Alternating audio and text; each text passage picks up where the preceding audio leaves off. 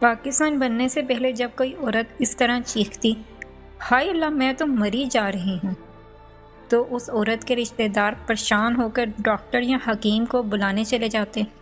لیکن پاکستان بننے کے بعد جب کوئی عورت اس طرح چیختی ہے تو اس کے رشتہ دار اور سہیلیاں نظروں سے اسے دیکھتی ہیں اور اس سے پوچھنے لگتی ہیں کب جا رہی ہو، کس کے ساتھ جا رہی ہو، ہمیں بھی ساتھ لے چلو نا۔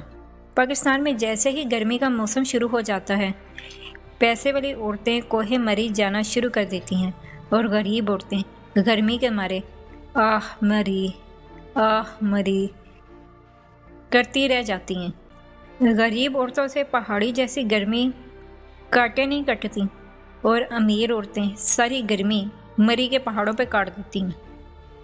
آدمی مرنے سے بہت ڈرتا ہے لیکن مری جانے سے بالکل نہیں ڈرتا، بلکہ پاکستان کا ہر آدمی مری جانے کے لیے بیتاب ہے۔ ہر ایک کے دل میں مری جانے کی حسرت ہوتی ہے۔ ہر انسان ایک بار مرتا ہے، لیکن پاکستان کے انسان ایک بار مری اور ایک بار مر جاتا ہے، اور اگر وہ مری نہ جائے تو اس کے دل میں حسرت ضرور ہوتی ہے کہ ایک بار مری جائیں پھر مر جائیں تو پھر کوئی پرواہ نہیں۔ مری جانے کی خواہش مردوں میں اتنی نہیں ہوتی جتنی کہ عورتوں میں ہوتی ہے۔ عورتیں جیسے مری جانے کے لیے مرتی رہتی ہیں۔ جس بے چین عورت سے پوچھئے کہ کیوں مری جا رہی ہو، تو یہی پتہ چلتا ہے کہ مری جانے کے لیے مری جا رہی ہے۔ عورت اور مری کی چوٹیاں اور عورت کی چوٹیاں، مری کے نشیب و فراز اور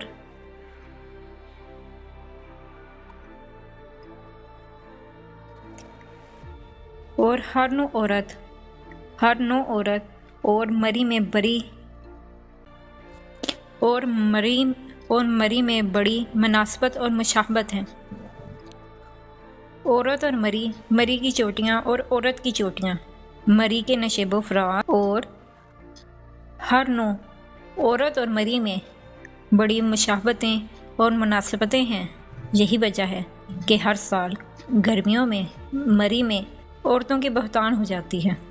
چنانچہ ہر سال خبر آتی ہے کہ اس سال بھی مری کے سیاحوں میں عورتیں مردوں سے زیادہ ہیں، اور اس سال تو ایک نظارہ یہ بھی ہے کہ مری میں جوان سال لڑکیاں جب سیر کے لیے باہر نکلتی ہیں تو ان کے جسم پر جلد کی طرح مونڈی ہوئی قمیض اور تنگ شلوار کے ساتھ ہاتھ میں ایک بید کی چھڑی بھی ضرور ہوتی ہے۔ یہ ایک پرانا رواج ہے کہ آدمی جب سیر کے لیے نکلتا ہے تو وہ ہاتھ میں ایک چھڑی یعنی واکنگ سٹک ضرور رکھتا ہے۔ سنا ہے کہ واکنگ سٹک کا رواج یوں چلا ہے کہ جب دنیا کا وہ پہلا آدمی جو سیر کے لیے جنگل گیا تو نہتا تھا، رستے میں ایک سانپ نے اسے کاٹ لیا۔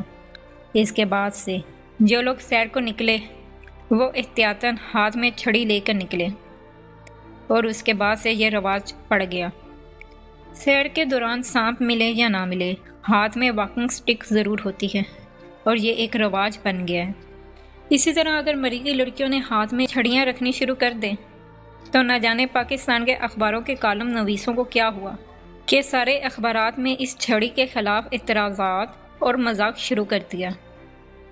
مری کی لڑکی، بلکہ یہاں لڑکی کو کوڑی کہنا زیادہ مناسب ہوگا، کیونکہ مری پاکستان کے اس علاقے سے زیادہ قریب ہے جہاں پنجابی زبان بولی جاتی ہے، اور پنجابی زبان میں لڑکی کو کوڑی کہا جاتا ہے، اور مری سمیت اس علاقے کے لوگ لڑکی کو اتنی آسانی سے نہیں سمجھتے جتنی آسانی سے کڑی کو سمجھتے ہیں، اس لیے کہ لڑکی اردو بولتی ہے اور کڑی پنجابی وچ گل کرتی ہے۔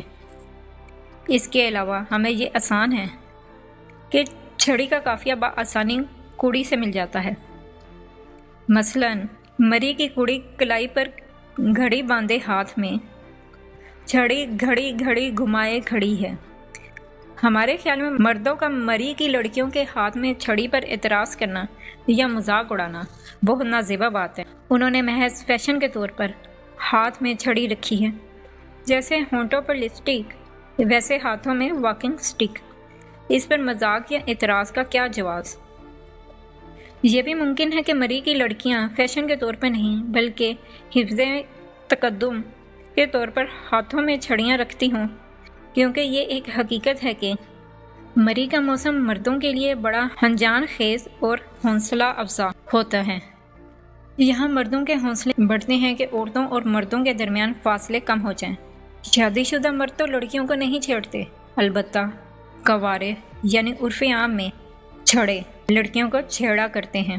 یہ ہو سکتا ہے کہ مری کی کڑیوں نے چھوڑوں کی چھیڑ چھاڑ سے بچنے کے لیے ہاتھوں میں چھڑیاں رکھنی شروع کر دی ہوں، کہ جہاں کسی چھڑے نے کسی کڑی کو چھیڑا کہ کڑی نے چھڑی سے چھڑے کو ایسا مارا کہ وہ ہوٹل کے بستر سے بچھڑ کر تال میں سڑنے لگا۔ اگرچہ یہ وجہ نہ بھی ہو، تب بھی لڑکی کے ہاتھ میں چھڑی پکڑنے کو ہم ایک نیک فعل سمجھتے ہیں۔